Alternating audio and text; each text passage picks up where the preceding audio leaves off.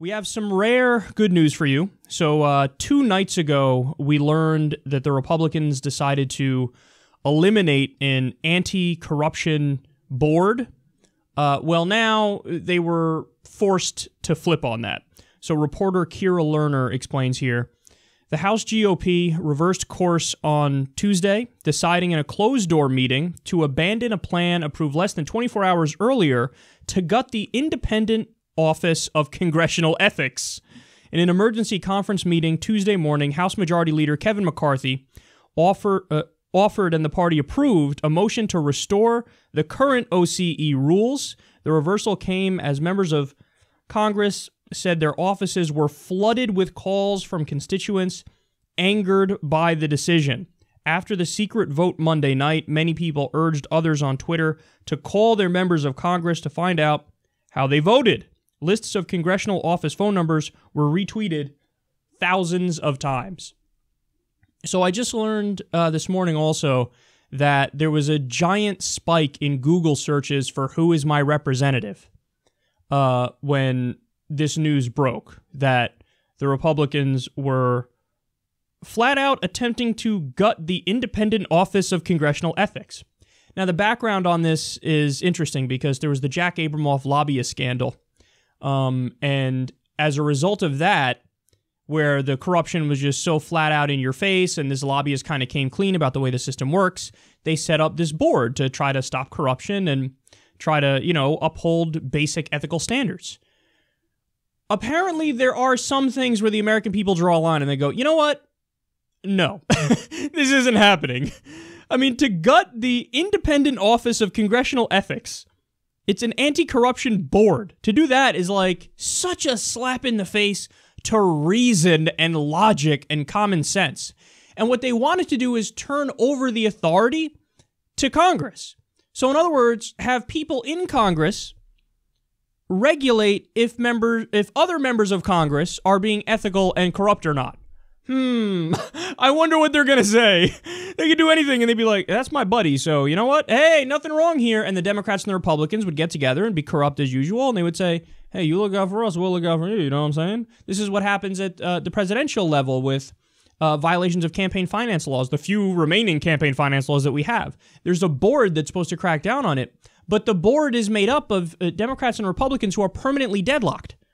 So it's a ruse, and they're in on it. They wanted to basically turn the independent Office of Congressional Ethics into that also. But they went too far. So Trump came out, by the way, and took credit for this and said, no, it was my tweet. But he gave like a milquetoast tweet of, is this really the first thing that we should be working on? I mean, obviously that agency is, goes too far and is bad, but I don't know if we should do this first. And then when the Republicans buckled on it, he was like, see, it was me. But it's the same kind of bullshit that has been going on with him taking credit for Sprint jobs, where Sprint was like, we made that deal before you were even president, dipshit. So it's not him, but in reality, this is a rare instance where just this overwhelming wave of the public saying, fuck off, basically changed the course of action. So I was actually really inspired reading the articles on this because I walked away with a little bit of hope. Like, oh, look at that. The power of the people is real. If there's enough of us and we make a big enough stink and we make it clear enough that this is not on the table, they don't have a choice, man. They don't have a choice. It's just so often that they get to pull the wool over our eyes, and it's so often that the big money controls the politicians that sometimes we feel hopeless. And we feel hopeless because the stats show that the overwhelming majority of the time, they don't listen to us. There was that study, the Princeton study, that found that the U.S. functions more like an oligarchy than a democracy. So this is a rare instance where I can come out here and say, no, there was actually a democratic outcome when the people rose up and they flooded Congress with calls and were like, how dare you even consider this for a second? The Republicans are like, whoa, no, we didn't, no, we didn't mean that. See, what happened is they were behind closed doors and they took a voice vote. Hey, who wants to eliminate the Independent Office of Congressional Ethics? And it passed overwhelmingly. All the Republicans were like, yeah, fuck that, fuck ethics, yeah, we're pro-corruption. And then it would have had to go to the floor and they would have had to go on record.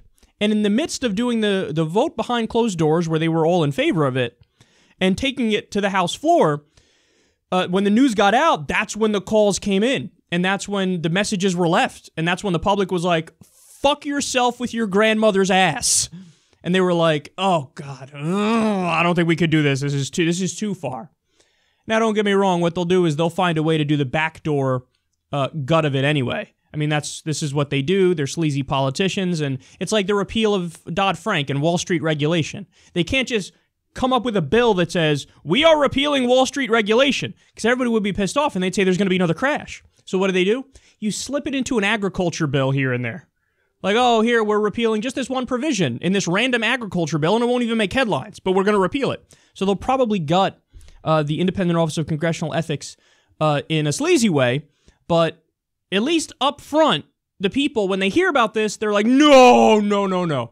So it is true that on most issues, there is this wisdom of the people.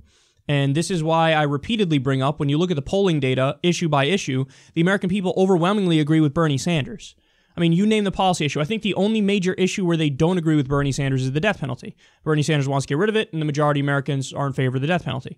But virtually every other issue, they're like, yeah, we're with Bernie Sanders. We're basically social democrats. They don't even know it. There are some people who describe themselves as center-right, and then you go issue by issue, and they're social democrats, which isn't, in the U.S. spectrum, that's just left.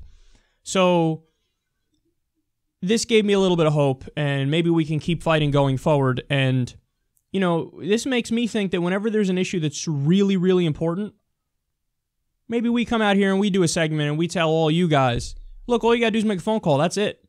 That's all you got to do. And I know you guys care deeply about this stuff. And I know that, taking 5 minutes out of your day to do something like that, a lot of you are going to do it. A lot of you are going to make the call. So let's keep our eye out and see what's going on. And whenever there's an issue that we got to draw the line, fuck it. Let's all make phone calls. I'll tell you how to reach your representative, and then you get the number, you call them, you leave a message, and you let them know exactly how you feel about it. And it turns out that sometimes, even though the overwhelming majority of the time these guys go where the big money is, sometimes when we draw a line in the sand, they can't cross it because they feel like their political life will be over if they do. And that's a good thing to know.